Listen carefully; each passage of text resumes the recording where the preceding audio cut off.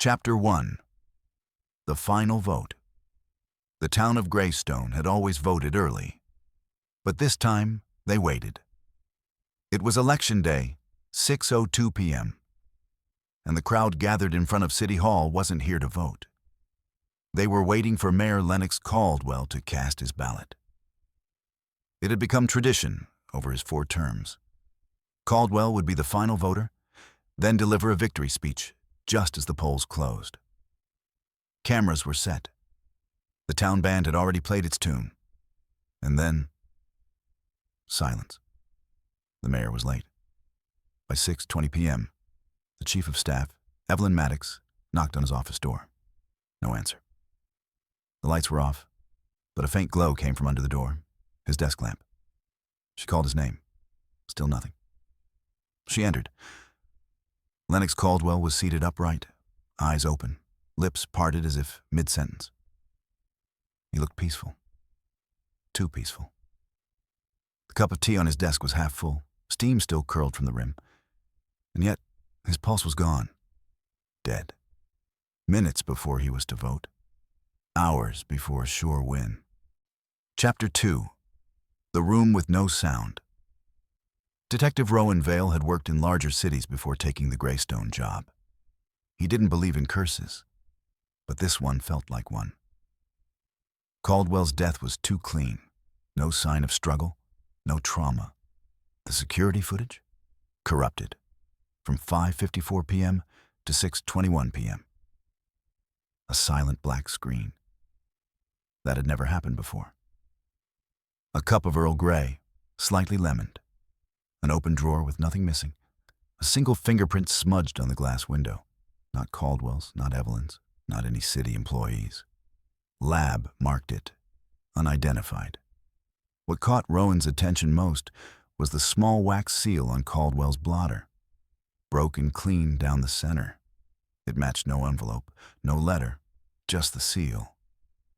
And the faintest scent of lavender. Chapter 3. The Man in the Gray Hat.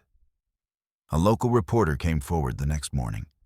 He claimed to have seen a man on the roof across from City Hall an hour before Caldwell's death.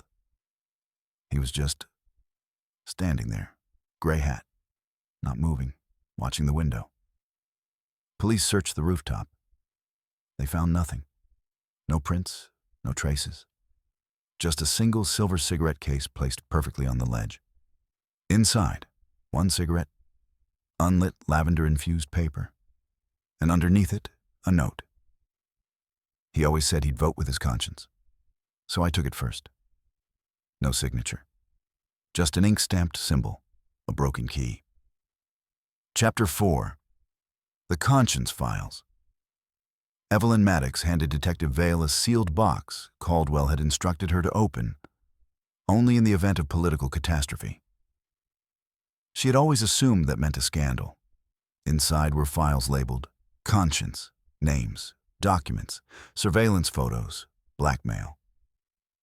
It was Caldwell's private ledger on everyone he'd ever run against, and some who had never run at all.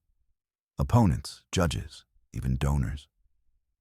But one folder had no name, just a photograph of a young woman in a hospital gown, time-stamped 1992. Behind her, a locked psychiatric wing. No record matched her name, and Caldwell's handwritten note on the back. She knew something, and I buried it twice. Chapter 5. The Vote That Never Counted. Rowan Vale discovered that Caldwell had changed his voter registration just 2 weeks before the election. He had registered as an independent. Until then, Caldwell had been the face of the ruling conservative Civic Party for over 20 years. His decision would have shaken the local power structure, maybe even flipped the council. The last person to process Caldwell's paperwork? A clerk named Jonah Reeds. 24 years old, quiet, clean record, missing since election night. His apartment was empty, except for one thing, a shattered mirror, and scrawled across the glass in permanent marker, "The truth won't be elected." Chapter 6. The Broken Key Society. That strange broken key symbol? It wasn't new. Rowan traced it to a string of unsolved deaths going back decades. Whistleblowers, journalists, even a judge. All had received anonymous letters. All had died days later under mysterious conditions. A quiet researcher at the city library, Leon Cho, approached Rowan privately. She had been cataloging political artifacts for an exhibit when she found a box of hidden correspondence. Sealed letters, all bearing the broken key. Inside one letter, dated 1993. When truth becomes poison, conscience is the first to be silenced.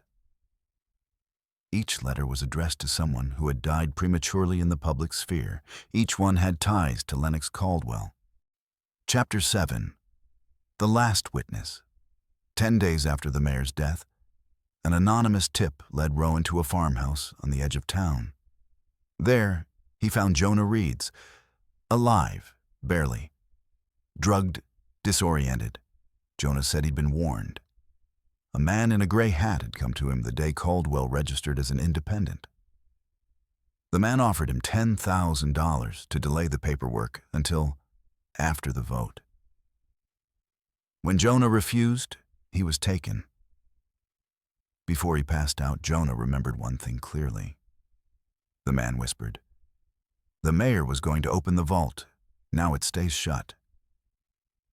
Rowan had no idea what the vault meant, until he remembered something Caldwell once said during a speech. "There are truths we lock away, not to forget, but to survive." Chapter 8. The vault beneath City Hall. Blueprints of City Hall revealed a maintenance area that no one currently working remembered ever using. Behind a sealed panel in the sub-basement, a small chamber. Inside, a rusted safe. Inside the safe, a collection of tapes. Recordings of private meetings, confessions, and cover-ups. Caldwell had been recording for decades. The final tape was labeled, "For the next mayor only." On it, Caldwell's voice. "If you're hearing this, it means I lost." Not the election. The game. The one no one tells you exists. The one where telling the truth gets you killed and silence makes you king. I was ready to speak, but someone else spoke louder. The tape ends with 3 seconds of silence, followed by a single whisper. "Gray hat."